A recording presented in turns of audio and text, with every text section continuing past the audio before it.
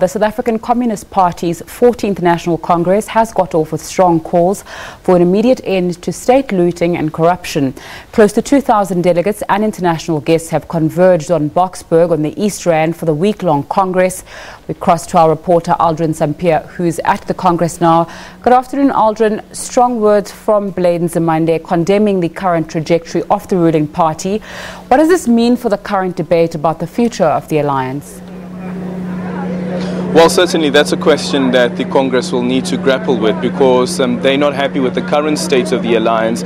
And if you just listen to what Sampear said about what happened in 2007, if you'd remember that they were a vociferous voice supporting Jacob Zuma to become the president when he was contesting against Thabo Mbeki, was then going for a third term and saying that President Jacob Zuma should be the one that leads. He believes that marriage was a marriage of convenience, and post the 2007 Polokwane conference, the trajectory has gone downwards, considering that with the initial cabinet that President Jacob Zuma established back in 2009 after being elected president of the country, a lot of communists as well as members of the SACP found their way in government, in the government of President Jacob Zuma.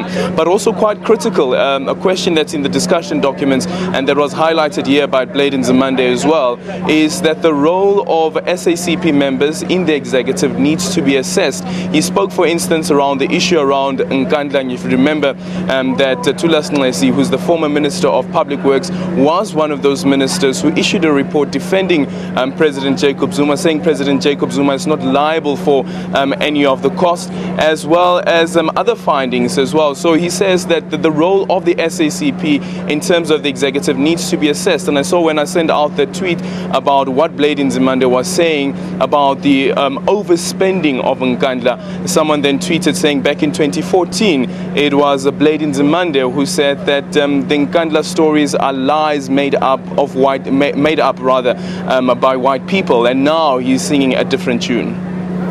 Aldrin, how strong is the call to challenge elections alone as the SACP?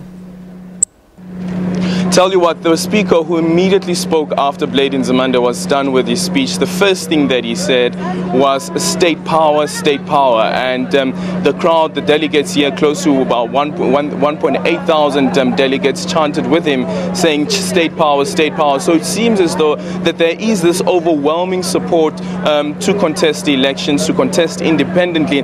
But you remember that Jeremy Cronin said that one of the submissions as a party, as the SACP, that they will make to this Congress is that there shouldn't be too many firm decisions taken on the elections of 2019, considering that the ANC is going to its elective conference, and it will almost seem that it would only be after the outcomes of the elective conference that the party will then consider whether indeed they will go through with the elections. But in Zinga, this is not the first time that the SACP is speaking about contesting the elections. It's been a debate that's been there since 2005, and 12 years on, still no final decision on this matter.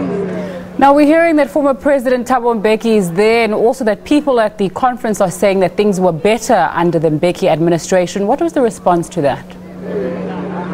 Well, certainly Thabo Mbeki has been invited. He has not arrived yet. Kgalema Motlanthe, the former president as well, remember that he took over after Thabo Mbeki was recalled. He's amongst the delegates here, which is actually quite interesting, considering that how the SACP were against Thabo Mbeki at the time, and even in the discussion documents they speak about the factionalism, saying that the factionalism back in 2007 has never been this worse. And now back in 2017, 10 years later, what has happened with the SACP and what they see unfolding within the government being led by President Jacob Zuma. I spoke to Soli Mapaila about President Jacob Zuma's rule and Thabo Mbeki's rule, and he believes that things were much better under Thabo Mbeki. He says that the quote-unquote, the abuse that they are suffering at the moment is unprecedented. Aldrin Sampear coming to us live there from the SACP Congress. He will be giving us updates for the rest of the day. We're going to take a short break. I'll have more business news for you when I come back. Do stay with us.